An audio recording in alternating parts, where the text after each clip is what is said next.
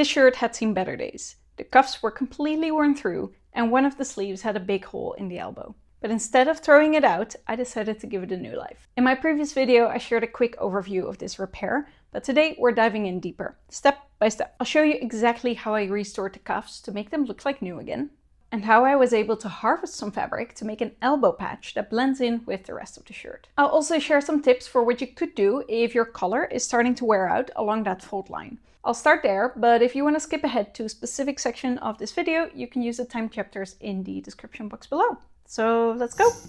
This shirt is from my partner. I believe it's one of his oldest shirts. There are a couple of things that need fixing. Let's see what we can do. We have the worn out cuff edges. There's like white edge appearing here around the cuffs.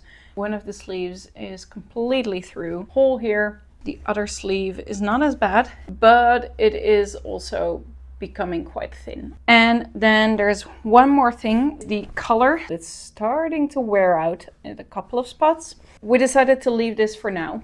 I'm probably gonna just wait until that gets worse and then replace it. For some colors, you may be able to get away with flipping the color. So you take it completely out, you flip it, and then you basically use the undercolor as the upper color. With this shirt, that's not possible because this shirt has these stay slots. So these are little slots that you can put a color tab in to make the corners very nice and pointy. The undercolor is not like one piece. So for this shirt, that would not be an option. Of course, you can always replace it with a different fabric. But if you can't find anything or you really want to stay authentic to the original shirt, then one option you could consider, look on the inside of the shirt if there are places where you can remove some of the fabric. I would take the whole thing apart, remove the collar from the collar stand, remove the stand from the neckline, remove the sleeves, open up the shoulder seams, back yoke seam. That way you can remove the inner back yoke. It has one layer on the inside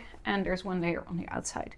Use that piece as your pattern piece basically to cut a new piece out of another fabric that will only be visible on the inside. Replace it, reconstruct the whole shirt with the new yoke, and then you have a piece the size of your back yoke that you can use to cut yourself a new collar. So that would be the way that I would approach that. But as I said, for now, I'm gonna postpone this bigger thing for a little longer.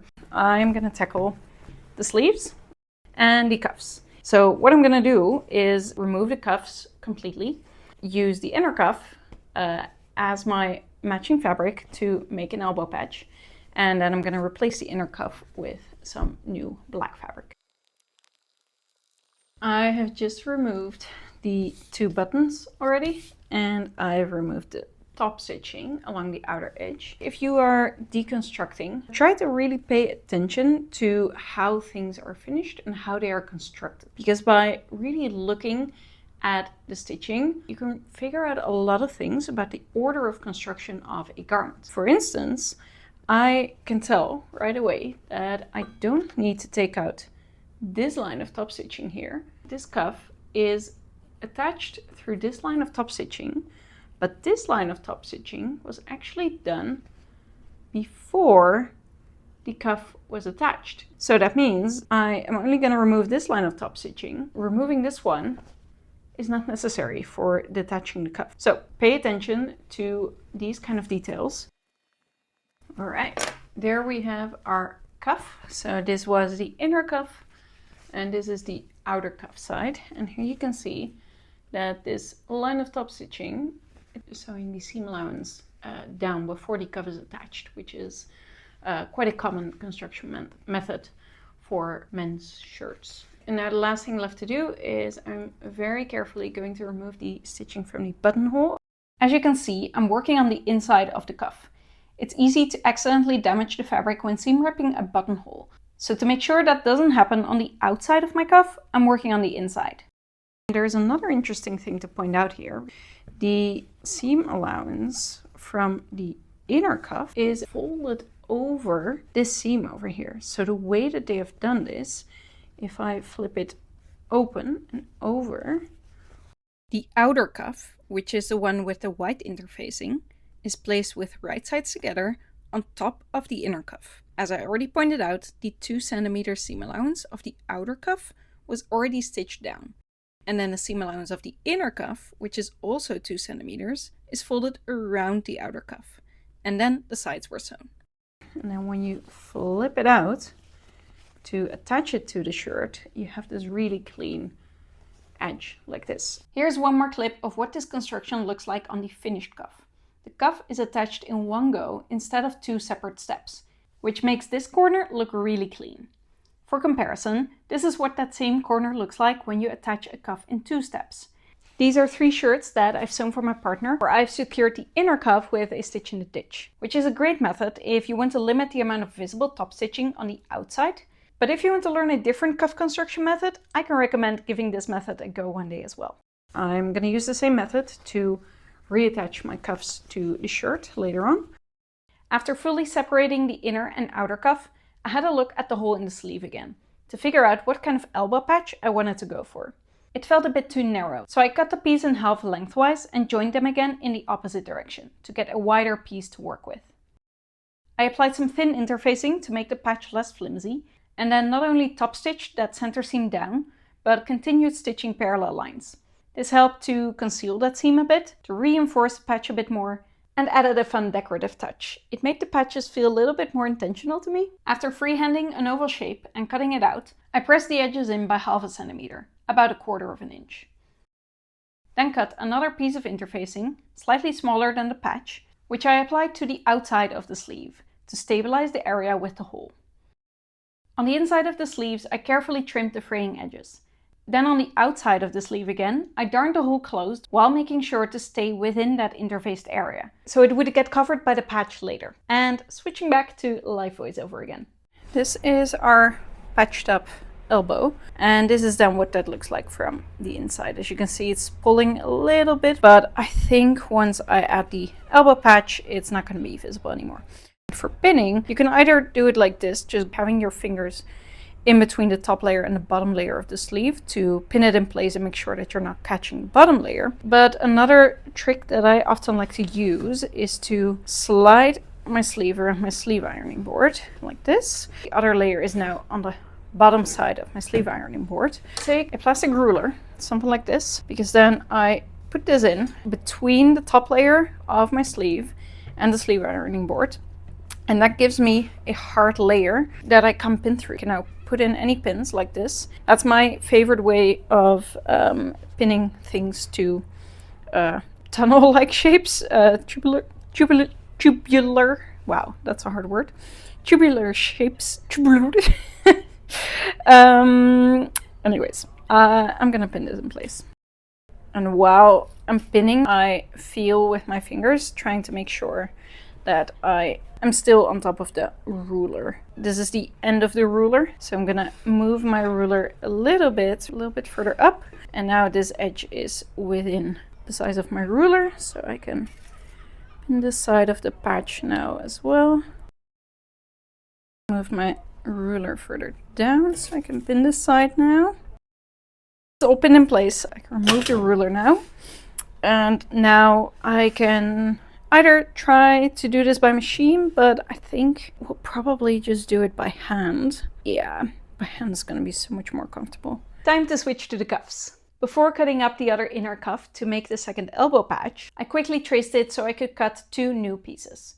I used a plain weave black cotton from my fabric stash, making sure to cut it slightly smaller than the outer cuff. This is to account for the turn of cloth, the space that the fabric needs to fold around itself or to fold around your wrist.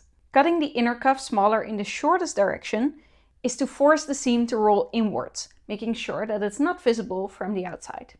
This is a close-up of the finished cuff, where you can see that the ditch is neatly laying on the inside of the cuff. Cutting the inner cuff smaller in the lengthwise direction is to account for the fact that the inner cuff lays on the inside. It has a slightly smaller diameter and therefore a smaller circumference than the outer cuff. In the original cuffs of this shirt, you could see that the inner layer was puckering a little bit, which told me that the inner cuff had to be cut even smaller to ensure that it would lay flat when it curves around the wrist. I ended up cutting my inner cuffs about 3 mm smaller along each of these sides, which worked perfectly for me. Now it's time to attach the new inner cuff to the original outer cuff. I've placed them with right sides together, and as you can see, I'm folding the seam allowance of the inner cuff over the outer cuff when stitching the sides, like I showed while deconstructing the cuffs. I'm stitching all sides separately so I can precisely align them one by one, while easing in the difference without needing pins. First the sides, then the diagonal seams for the mitered corners, and the longest part at the end. Here you can clearly see that difference in length between the two layers. The black cotton doesn't have any stretch, but as you can see, it had just enough give that I could make the outer cuff flat by pulling, so putting tension on the inner cuff. When easing in fabric like this, it's important to distribute that difference evenly along the entire edge to avoid stitching in any pleats or puckers. I stitched all 5 edges with a seam allowance of about 1 to 2 millimeters wider than the original seam allowance. So the original fold edge of the cuff ends up just inside the seam allowance. This way, the really worn out part is hidden, but the cuff doesn't completely lose its worn look. I wanted to maintain some of that original fading to make sure that the cuff would still blend in with the rest of the shirt. I pressed the seam allowance towards the inner cuff.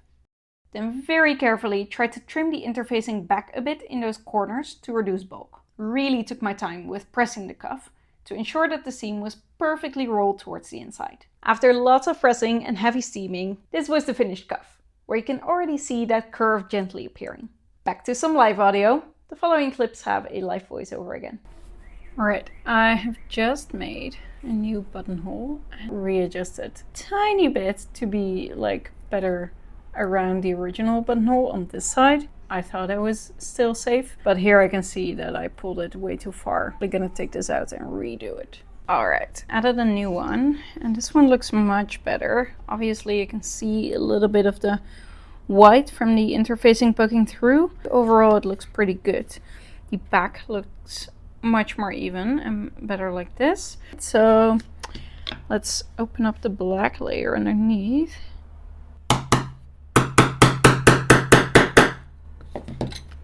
Oops, I went a little bit deep there. I carefully trimmed some of those fuzzies away and the white bits of interfacing that were peeking through. That looks pretty decent.